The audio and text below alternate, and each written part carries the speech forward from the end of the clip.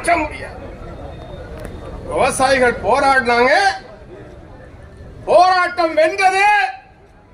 விவசாயத்தினுடைய இந்த போராட்டம் அந்த மூத்தம்ச கோரிக்கையை வாபஸ் பெற்றது.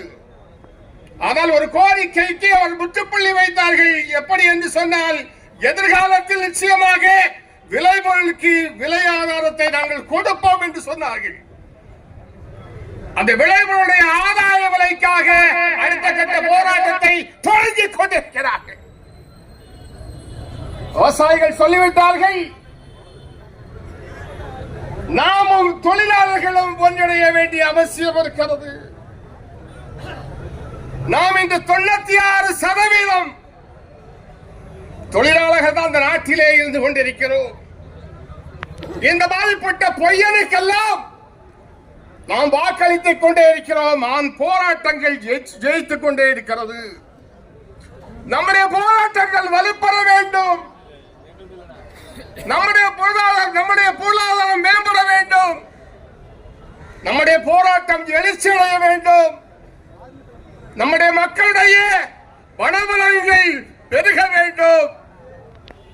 நாமும் முதலாளிக்கு ஈடாக இணையாக வளர்ச்சியை பெற வேண்டிய அவசியம் இருக்கிறது என்று சொல்லிக் கொண்டிருக்கிறோம். அதற்காக திட்டமிட்டு மத்திய தொழிற்சங்கங்கள் கூடி இந்த பட்ஜெட்டில் நிச்சயமாக தொழிலாளர் சம்பந்தமாக, மக்கள் சம்பந்தமாக விரோத போக்கு இருக்குமானால் அந்த சட்டங்களை எரிப்பதா, பாடை கட்டுவதா, கிழிப்பதா, ஒரு பயங்கர டிஸ்கஷன் நம்ம ஆபீஸ்ல. ஆமா ஆமா, அது ஒரு பக்கம் பார்க்கிறா, இந்த ஆளு ஒரு இந்த நாட்டில் இதுவரைக்கும் இல்லாத ஒரு பிரைம் மினிஸ்டர் இல்லையா தேர்ந்தெடுத்துட்டோம். 10 வருஷம் பாழா போன இதுக்கு முன்னால இருந்த பிரைம் மினிஸ்டர் எல்லாம் குற்றம் சொல்லிட்டே இருக்கான ஐயா.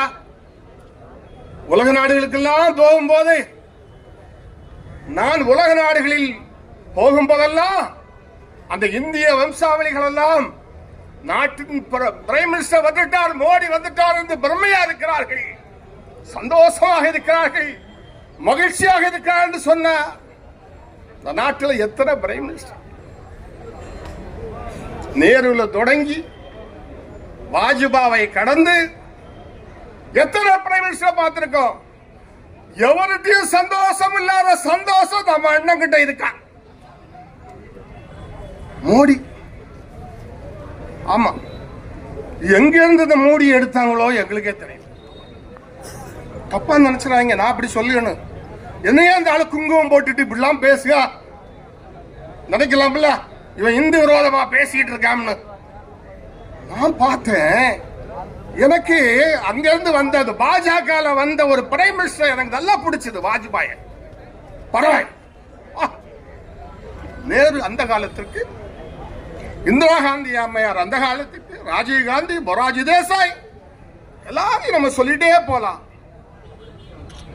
ஆனா வாஜ்பாய் பிஜேபியில இருந்தாலும் கூட தொழிற்சங்கங்களோடு கலந்து ஆலோசிக்க வேண்டும், மக்களோடு மக்களுடைய தேவையை பார்க்க வேண்டும் என்று எண்ணினார். எதையுமே